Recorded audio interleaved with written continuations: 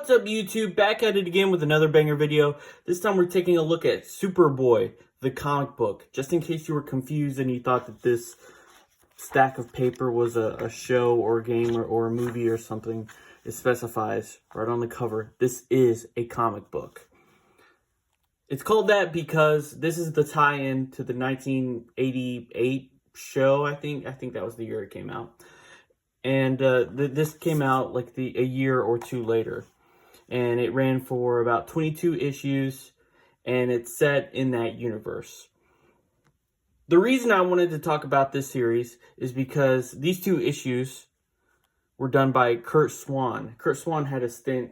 I think he did a 4-issue run. And these were the first two that he did. And it's sort of a two-part story about Superboy discovering the Phantom Zone. So we'll get started. This is the one that I actually want to show you, but I'll show you the issue 9 just to give you the setup. It starts off with Superboy already in the Phantom Zone, and then we get a flashback to him at school. He's approached by this guy who wants Clark to contact Superboy because they have a special scientific project that they need him for back at the lab. So he goes to this lab, and they give him this camera, and they're like, hey, look, there's this new dimension we just discovered, and you're the most powerful person on Earth, so we want you to go there and like record stuff for us, because we're afraid to send, you know, any regular humans. So Superboy agrees, and he's sent there, and he's recording stuff. It's like a harsh environment. He sees all these like skeletal remains of all these, you know, giant animals. Gets sucked into a sinkhole. He loses the camera. The mask, the air mask, oxygen mask gets pulled off of him. Good thing he didn't really need that. And then he falls into lava, and he gets swept away with lava. And that's where the first page starts. So like that's where the flashback ends. So now that we're caught up to speed, he's wandering through the Phantom Zone, and he comes across this like crystal city, which looks suspiciously like the Fortress of Solitude that, you know, he would come to have later. And he goes in there, and he finds, you know, the crystal pieces that are like videos. If you've seen the original, you know, Christopher Reeve movies, I'm sure you remember those. And this kind of gives you the backstory of, you know, there was Kryptonians living here at one time.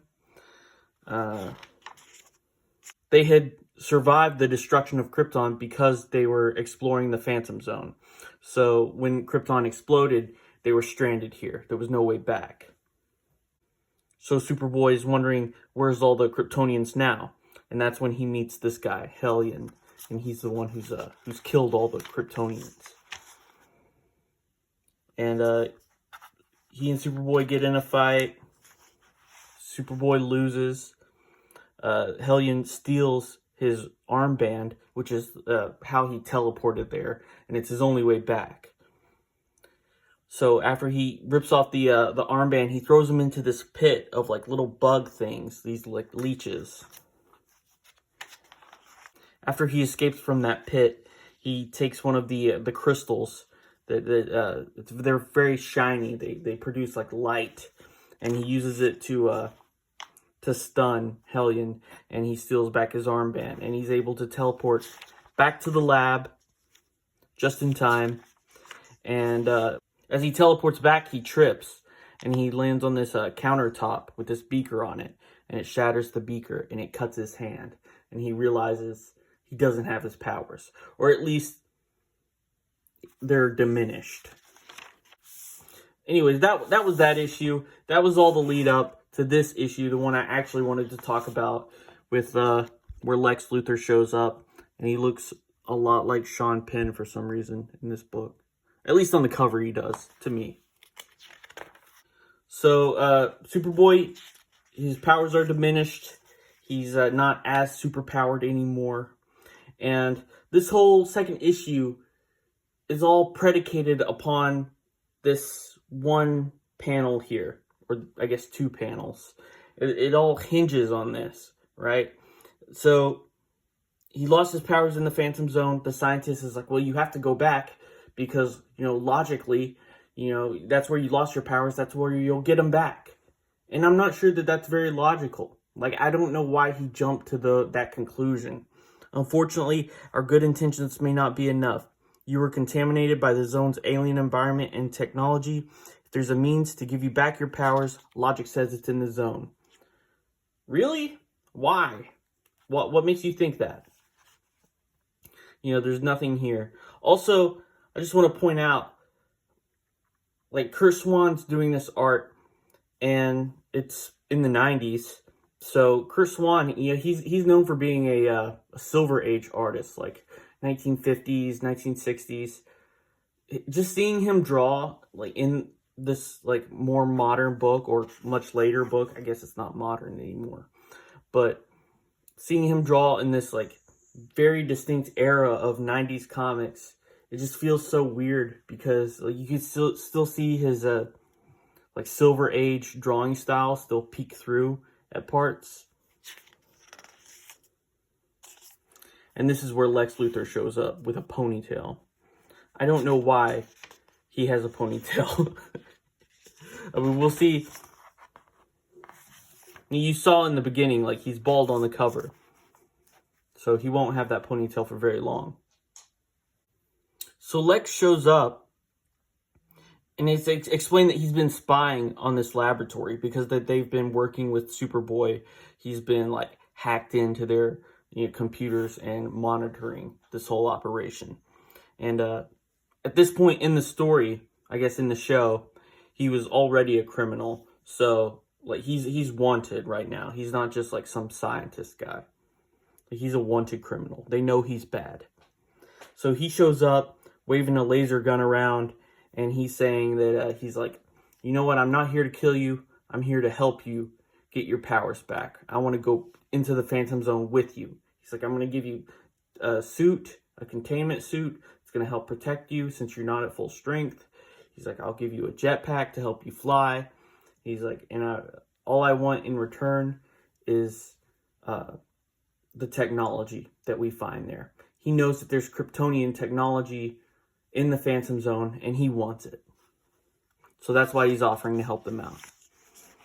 And this is where he loses his hair. I guess he decided to take off that terrible wig, and he's just going to be bald from now on. Why even bother with the wig? Like, I don't know if that's ever explained. It's certainly not explained in this book. I don't know if the TV show had a reason, like he was in a disguise for, like, because he's a criminal, he's trying to blend in or something. But Lex designs these suits for them. They're able to surmise that he lost his power when he was in that pit of leeches, those bugs. So they go back to the Phantom Zone,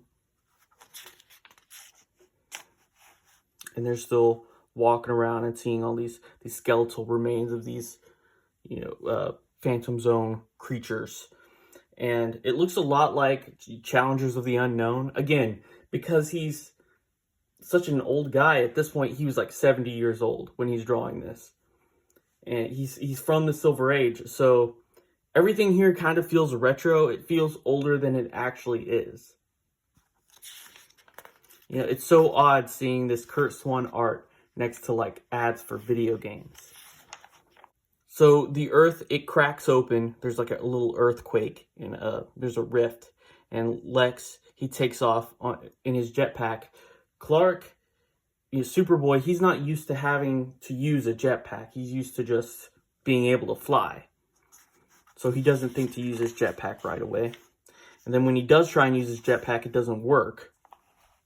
So he's thinking to himself, like, did Lex plan this? Did he plan for me to die on this trip? And there's you could see that there's, like, some sort of dragon lizard creature down there. But no, Lex helps him out, and he says, oh, there was just some crossed wires in your jetpack. You're good now. So they fly to that crystal palace. They find more of those video crystals. This is where they learn about the leeches and how they can, you know, drain your power. I guess the other Kryptonians had discovered this, and so they had built a solar regeneration chamber. So the Kryptonians, Superman, he gets his power from the sun. Like, that's what fuels him. You know, that's why being under a red sun doesn't give off the same energy, so he's weakened under a red sun. That's basically what it explains here. They talk about Jor-El, how he had predicted Krypton being destroyed, how it was, you know, how that happened, and they were in the Phantom Zone, so they survived. And then Hellion shows back up. And he looks very funny in these panels. This almost looks like Ron Perlman from the Beauty and the Beast thing he was in. Like, just like little rabbit teeth and cat whiskers. Not the most intimidating. So, Lex, he shoots Hellion. It's not enough. Superboy, he refuses to shoot another living thing, so he like shoots the ceiling and makes like the crystals fall down on the guy, which could still be deadly. I don't know that that's not like safe to do. So he's getting beaten up. Lex, he's like, okay, I gotta turn up this gun, so he puts his gun in turbo mode. But he doesn't want to shoot him right away because he's kind of enjoying seeing Superboy get beat up a little bit. But eventually he's like, okay, it's gone on long enough. I gotta end this. And he shoots the guy. And then he starts to try and, you know, get this technology that he's come after. But Hellion's not really dead. And he comes back. And this time he's going after Lex. And meanwhile, Superboy, he's still kind of dazed. You see all these like dots and like swirlies. You're not really sure if he's hallucinating this or if this is real. But he sees Jor-El. Either he's a ghost or it's one of those videos. It never explains this. At this point, he doesn't know Jor-El is his dad, is his biological father. You do not remember me. I am Jor-El. I'm your father. But he can sense that there's something special about Jor-El, that he has some sort of connection to him. And he trusts him, and he follows him into this room. And it's the solar regeneration chamber that I had mentioned before. So he gets fully powered back up again. And, you know, he comes back in and he saves Lex. And he fights Hellion. And he winds up throwing him into that pit. Not the pit of leeches, but the crevice with the monster in it. The lizard dragon monster with the same kind of buck teeth that he has. After all that is done, they teleport back to Earth. Superboy teleports back to the lab, but Lex doesn't follow him. He teleports somewhere else.